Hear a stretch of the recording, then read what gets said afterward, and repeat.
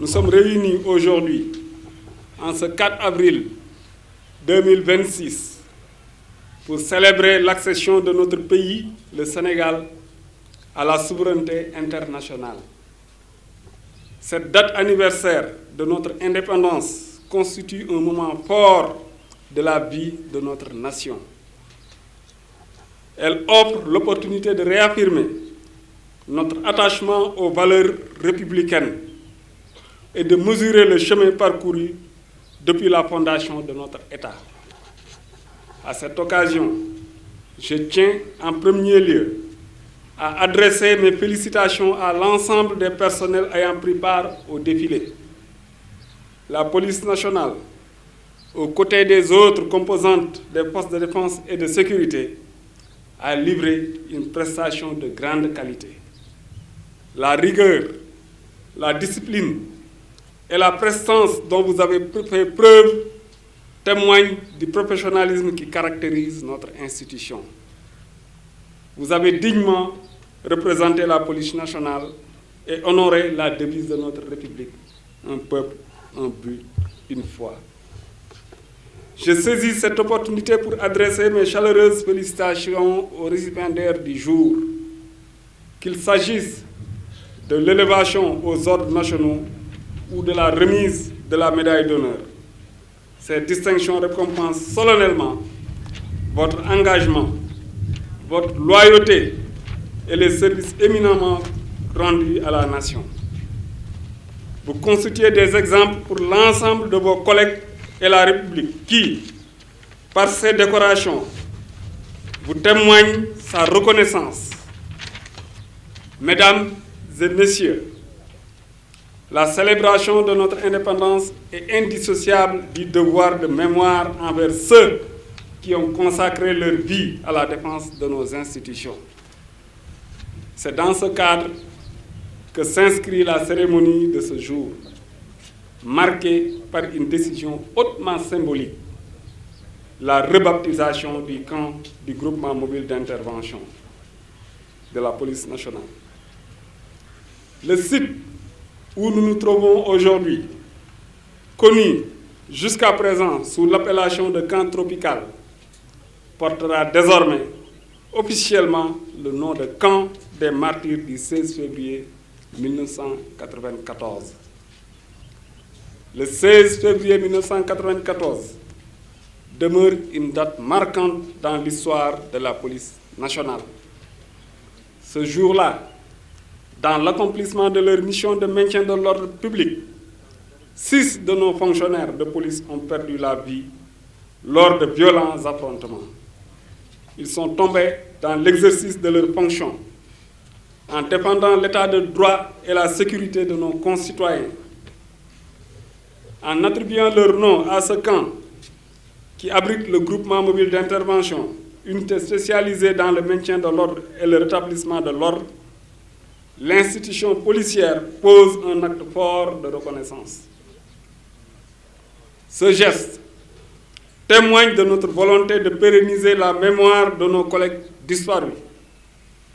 Le camp des martyrs du 16 février 1994 rappellera de façon permanente à chaque fonctionnaire de police l'exigence de notre métier, le sens du sacrifice et la noblesse de celle-ci.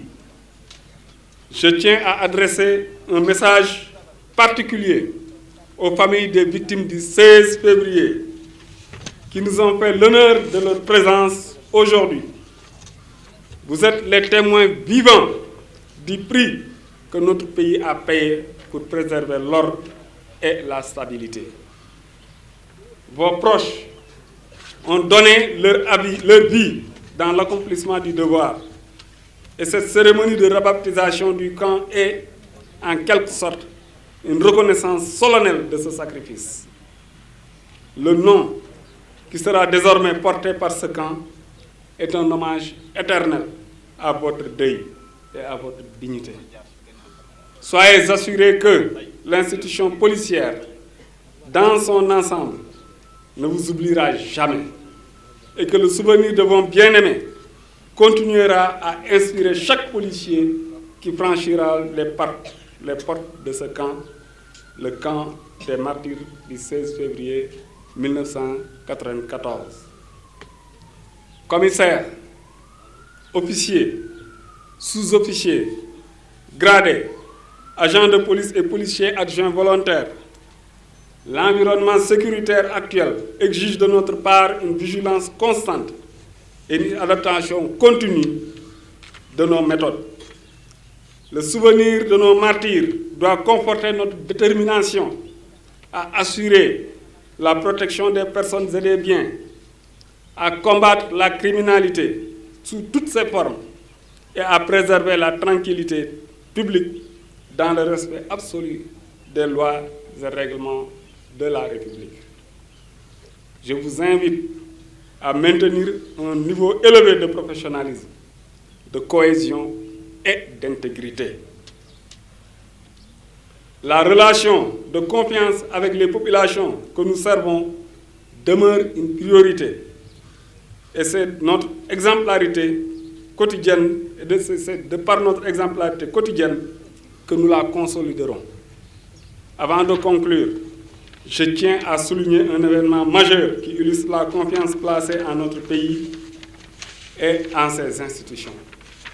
Le Sénégal aura l'honneur d'accueillir les Jeux olympiques de la jeunesse, un événement international de première importance. Cette reconnaissance témoigne de la stabilité politique et sécuritaire que nous avons su construire et maintenir. À cette occasion, les forces de défense et de sécurité, dont la police nationale constitue un pilier essentiel, seront des partenaires privilégiés pour assurer le succès de cet événement. Nous nous engageons à garantir la sécurité de tous les participants, des spectateurs et du public, tout en projetant une image positive de notre pays sur la scène mondiale. Cette responsabilité nous honore et renforce notre détermination à maintenir les standards de professionnalisme et de discipline qui caractérisent nos forces. Les Jeux olympiques de la jeunesse seront une occasion de montrer au monde l'excellence de nos institutions sécuritaires et notre capacité à organiser des événements d'envergure internationale.